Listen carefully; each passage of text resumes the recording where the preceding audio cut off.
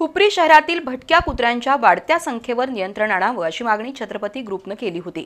छत्रपती ग्रुपनं राज्य माहिती आयोगाकडे दाद मागितल्यावर हुपरी नगरपालिका प्रशासन खडबडून जागं झालं। त्यानंतर तातडीनं फायली हल्ल्या आणि हेरले इथल्या जीवसृष्टी चॅरिटेबल ट्रस्ट या संस्थेला भटक्या कुत्र्यांचं निर्विजीकरण आणि अँटी रेबीज लसीकरणाचा ठेका देण्यात आला। हातकणंगले तालुक्यातील हुपरी शहरात भटक्या कुत्र्यांचा उपद्रव वाढलाय। नगरपालिका प्रशासनानं भटक्या कुत्र्यांच्या समस्येवर तोडगा काढण्यासाठी छत्रपती ग्रुपच्या वतीनं वारंवार पाठपुरावा केला जातोय। त्यासाठी छत्रपती ग्रुपच्या कार्यकर्त्यांनी राज्य माहिती आयोगाकडे तक्रार केली होती।